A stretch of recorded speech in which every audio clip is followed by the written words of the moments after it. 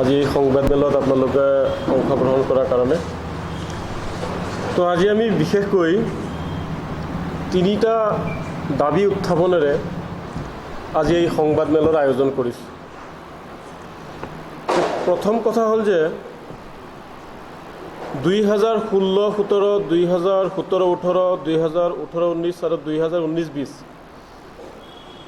কেন্দ্ৰীয় চৰকাৰৰ এই যি বাজেট আছিলে, বিত্তীয় বৰ্ষ আছিলে, এই বাজেটত অসমৰ সংখ্যালঘু ছাত্ৰ ছাত্ৰীসকলৰ শৈক্ষিক দিশত উন্নয়নৰ কাৰণে বহু কোটি টকা আবণ্টন দিছিলে। কিন্তু দেখা গ'ল যে এই যে যি চাৰিটা বিত্তীয় বৰ্ষ আছিলে, এই চাৰিটা বিত্তীয় বৰ্ষত 540,40,00,000 টকাৰ এটা ব্যাপক খেলিমেলি কেলেংকাৰী হোৱাৰ এটা বৃহৎ তথ্য বিভিন্ন দল সংগঠনৰ লগতে স্বয়ং অসম সংখ্যালঘু উন্নয়ন বোৰ্ডৰ চেয়াৰমেন মমিনুল আৱাল ডাঙৰীয়াও এই তদন্তৰ বাবে তেওঁ দাবী জনাইছে চৰকাৰক, আনকি CIDত তেওঁলোকে গোচৰ তৰিছে। তো আমিও এই যে সংখ্যালঘু ছাত্ৰ ছাত্ৰীসকলৰ উন্নয়নৰ কাৰণে যি 540,40,00,000 টকাৰ কেলেংকাৰী হৈছিল, এই কেলেংকাৰীৰ আমি উচ্চ পৰ্যায়ৰ আমি তদন্ত বিচাৰিছিলোঁ। তাৰপিছত দেখা পাইছিলোঁ যে অসমৰ মুখ্যমন্ত্ৰী ডাঙৰীয়াই ইয়াৰ তদন্ত CIDক দিছিলে। CIDক তদন্ত দিয়া আজি 2 মাহ হ'ল, কিন্তু দেখা গ'ল যে এই যে ধনসমূহ আত্মসাৎ কৰিছে, বিদ্যালয়ৰ প্ৰধান শিক্ষক, CSPৰ স্বত্বাধিকাৰী আৰু প্ৰধান শিক্ষক আৰু কিছুমান দালাল জড়িত হৈ আছে। এই দালালসকলে মিলি প্ৰায় 600 কোটি টকা তেওঁলোকে আত্মসাৎ কৰিছে।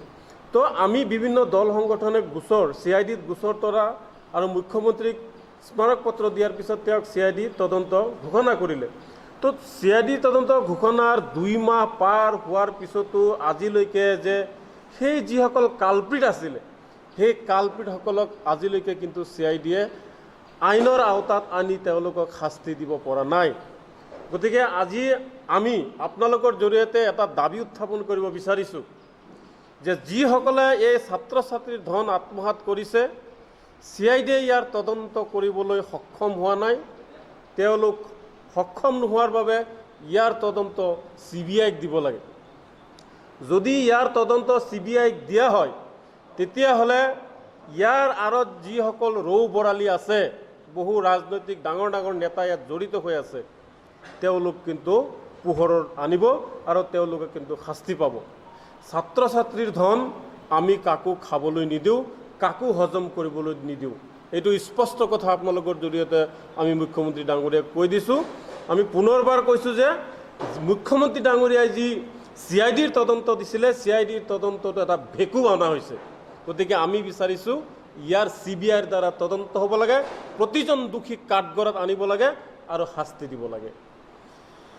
দ্বিতীয়তে, অসমৰ যিটো চৰ উন্নয়ন বিভাগ আছে, মন্ত্ৰী ৰঞ্জিত দত্তৰ যিটো বিভাগ, এই বিভাগতো 300 কোটি টকাৰ ওপৰত কেলেংকাৰী হৈছে। যিটো তথ্য জনাৰ অধিকাৰ আইন 2005ৰ অধীনত আমি আপোনালোকৰ সংবাদ মাধ্যম গুৱাহাটীত আমি প্ৰেছ মাধ্যম সংবাদ মেল আয়োজন কৰি আমি ঘোষণা কৰিছিলোঁ। তাৰোপৰি অসমৰ মুখ্যমন্ত্ৰীক আমি গুৱাহাটীৰ দিছপুৰত লগ কৰি যি 300 কোটি টকাৰ এই খেলিমেলি হৈছে, এই খেলিমেলিৰ আমি তদন্ত বিচাৰিছিলোঁ। কিন্তু আজিলৈকে কিন্তু এই চৰ উন্নয়নৰ নামত যে বৃহৎ এটা কেলেংকাৰী হৈছে, আজিলৈকে কিন্তু মুখ্যমন্ত্ৰী ডাঙৰীয়াই কোনো ধৰণৰ তদন্ত ঘোষণা কৰা নাই।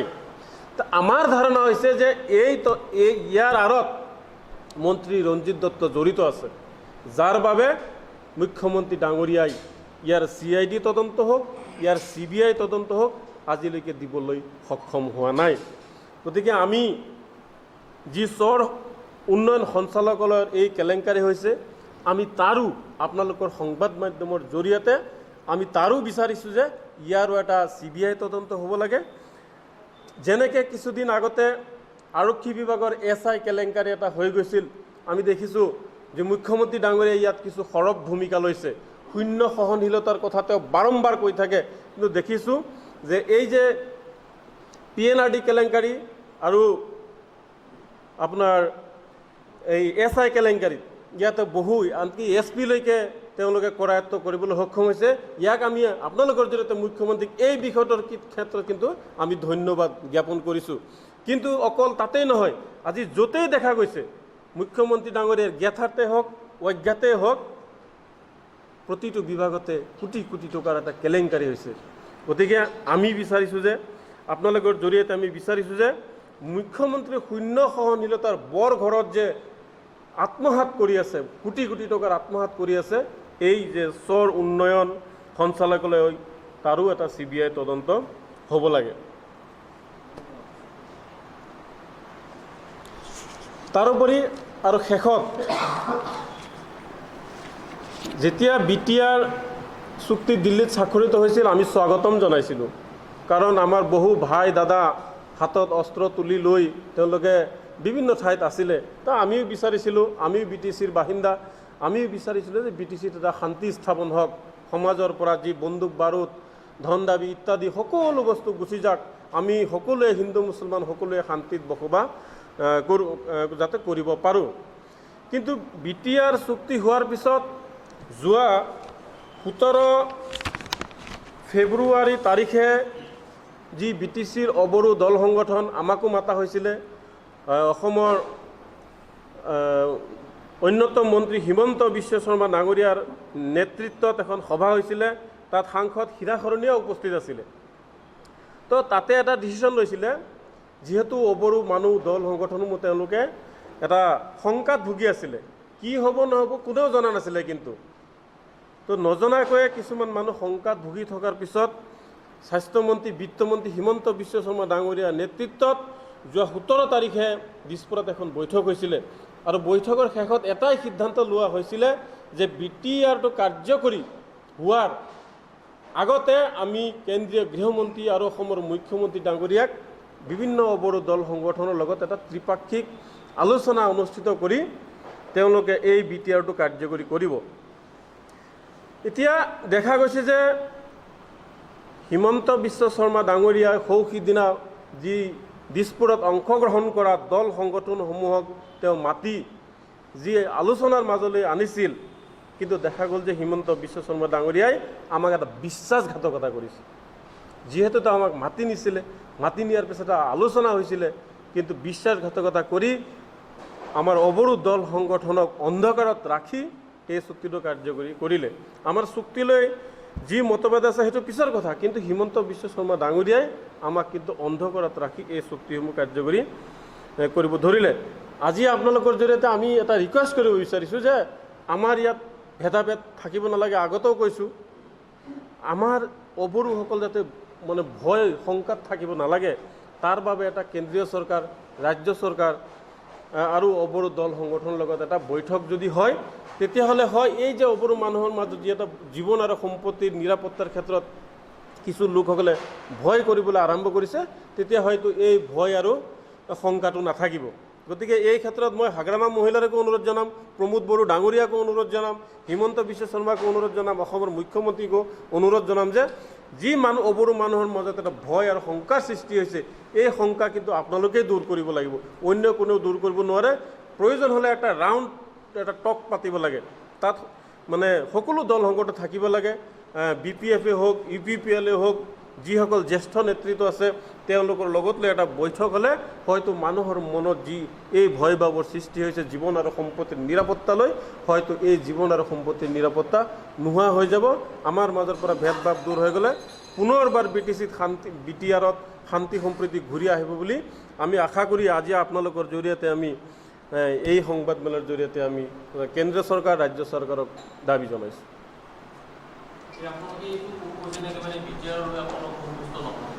BTR লৈ আমি পূৰ্ণ পৰ্যায়ৰ সন্তুষ্ট নহয়, কাৰণ BTRত আপোনালোকেও বসবাস কৰে, আমিও বসবাস কৰোঁ। আপোনালোকৰ যিখিনি ইয়াত ৰাইট আছে আমাৰো ৰাইট আছে, আপোনালোকে ইয়াত জন্মগ্ৰহণ কৰিছে আমিও জন্মগ্ৰহণ কৰিছোঁ, সেই হিচাপে আপোনালোকৰ সমান অধিকাৰ আছে আমাৰো অধিকাৰ আছে। আগতেও কৈছোঁ যে এই চুক্তিক আমি সন্মান জনাইছোঁ, কাৰণ আমাৰ জংঘলত যোৱা দাদা ভাইসকল ঘূৰি আহিছে। কিন্তু সেই বুলি এইটোও নহয় যে আমাক অন্ধকাৰত ৰাখি মানে এটা চুক্তি কৰিবলৈ যাব। আমি যদি লগত থাকোঁ, আমি যদি মিলিজুলি এটা কাম কৰোঁ, তেতিয়াহ'লে কিন্তু কাৰো প্ৰব্লেম নহয়, মোৰ বোধেৰে কাৰো প্ৰব্লেম নহয়। আমি সকলোৱে শান্তি সম্প্ৰীতিত থাকিব পাৰিম। আমাৰ মানে সেইটোৱেই ক'বলগীয়া যে আমি সকলো মিলিজুলিয়ে এই বস্তুটো এটা সিদ্ধান্তত আহোঁ, যাতে আপুনিও ভয় নকৰে BTRত চলিবলৈ, আমিও যাতে BTRত চলিবলৈ ভয় নকৰোঁ। আপোনাৰ ঘৰত আমিও যাব পাৰোঁ, আমাৰ ঘৰত আপুনিও আহিব পাৰে। এনেকুৱা এটা ভাতৃত্ববোধ গঢ়ি তুলিব লাগে যে সেই পুনৰ যেতিয়া কোনো ধৰণৰ মানে বন্দুক বাৰুদৰ নাছিলে, শান্তি আছিলে, পুনৰ সেই শান্তি ঘূৰি অহাৰ কাৰণে পুনৰবাৰ মানে এনেকুৱা এটা সিদ্ধান্ত ল'ব লাগে। নাই, এইটোতো যোনে দিয়ক, এইটো এটা প্ৰাপ্য, এইটো আমিও দাবী কৰিছোঁ। আমি বহু আগৰ পৰাই আমি দাবী কৰি আহিছোঁ যে যেনেকৈ অসমত অসম ৰাজ্যিক সংখ্যালঘু উন্নয়ন বোৰ্ড আছে, ঠিক তেনেকুৱা BTRৰ এতিয়া বৰ্তমানৰ BTR সংখ্যালঘু উন্নয়ন বোৰ্ড হ'ব লাগে।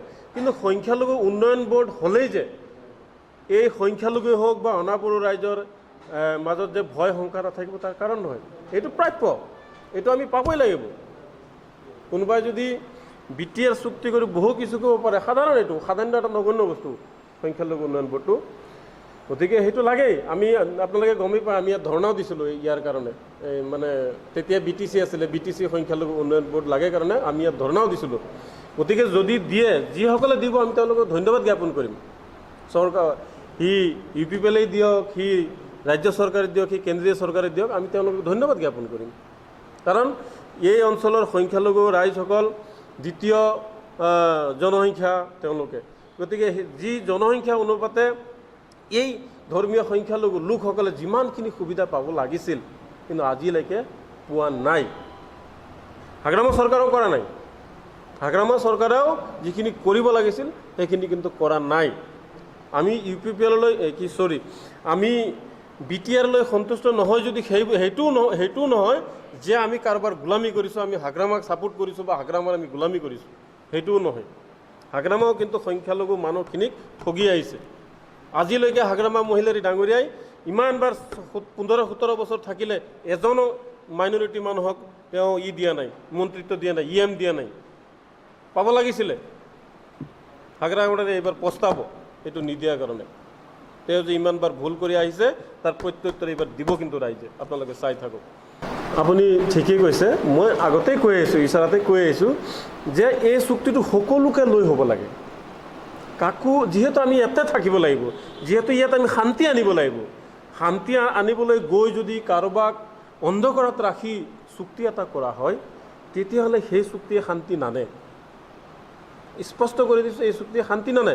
গতিকে কেন্দ্ৰীয় চৰকাৰ হওক, ৰাজ্য চৰকাৰ হওক, প্ৰমোদ বড়ো ডাঙৰীয়া হওক, হাগ্ৰামা মহিলাৰী ডাঙৰীয়া হওক বা BTR চুক্তিত স্বাক্ষৰকাৰীসকলক মই অনুৰোধ জনাইছোঁ যে আপোনালোকে চুক্তি কৰিছে, আমাৰ NDB ভাইসকলক জংঘলৰ পৰা ইয়ালৈ আনিছে, বহুত ধন্যবাদ, স্বাগতম জনাইছোঁ। কিন্তু সেইবুলি এইটো নহয় যে আমাক অন্ধকাৰত ৰাখিব, একপক্ষীয় চুক্তি কৰিব। একপক্ষীয় চুক্তি হ'লে এটা পক্ষ নিশ্চয় তেওঁলোকে ভাল পাব আৰু এটা পক্ষই বেয়া পাব। গতিকে এনেকুৱা একপক্ষীয় চুক্তি নহয়, সকলোৱে আদৰি লোৱা এটা চুক্তি হ'লে তেতিয়া সকলোৱে সন্মান জনাব, সকলোৱে ভাল পাব। আমি বহু কথা পৰ্যবেক্ষণ কৰিছোঁ। হাগ্ৰামাৰ 17 বছৰীয়া শাসনেই হওক বা প্ৰমোদ বড়োৰ এই যে যেতিয়া আমাৰ NRC সংক্ৰান্তত তেওঁলোকে এদিনতে অবজেকশ্যন কৰি হাজাৰ মানুহক তেওঁলোকে অবজেকশ্যন কৰি মানে বিভিন্ন ধৰণৰ হাৰাশাস্তি দিছে। মানুহ কণী বিক্ৰী কৰি দূৰত যাব লাগিছে, একদিনতে শিৱসাগৰ ডিব্ৰুগড় যাব লগা হৈছে। মুৰ্গী ছাগলী জানে আমাৰ মানুহখিনি টকা পইচা নথকা মানুহ, গৰীব মানুহ। এতিয়া আমি এই গোটেই বস্তুটো এটা আমি পৰ্যালোচনা কৰিম। এই পৰ্যালোচনাৰ ভিত্তিত আমি সমৰ্থন কাৰোবাক দিবও পাৰোঁ, নিদিবও পাৰোঁ। আমি নিদিবও পাৰোঁ কাৰোবাক, আমি বিবেক ভোটৰ আহ্বান জনাম, যাক যোনে ভাল পায় তেওঁলোকে সেইটো দিব। গতিকে এইটো সময়ত আমি সিদ্ধান্ত ল'ম। কিন্তু আমি বৰ্তমানলৈকে কাৰো আমি সমৰ্থক নহয়, আমি UPPLৰ সমৰ্থক নহয়, আমি BPFৰ সমৰ্থক নহয়। আমি ইয়াতে সকলোৰে বদনাম কৰিছোঁ, সকলোৰে গুণগান গাইছোঁ। কথা হ'ল ৰিয়েলটো সদায় ৰিয়েল, একপক্ষীয় সদায় একপক্ষীয়, সকলোৱে ভাল পোৱাটো সকলোৱে ভাল পোৱা। গতিকে আমি এইটোও বিচাৰিছোঁ যে সকলো যিহেতু শান্তি অনাৰ কাৰণে এটা ডিচিশ্যন লোৱা হৈছে, আমাৰ সকলোৰে মাজত এটা শান্তি আহক। BTR চুক্তিটো পুনৰবাৰ তেওঁলোকে আলোচনা কৰি এই অনাবৰু মানুহখিনি কিহৰ কাৰণে শংকাত ভুগিছে তেওঁলোকক লৈ এটা বৈঠক কৰক, প্ৰতিজনৰ পৰা মন্তব্য লওক, তেতিয়া দেখিব মানুহৰ ভুল ধাৰণাবোৰ গুচি যাব আৰু শান্তি আহিব।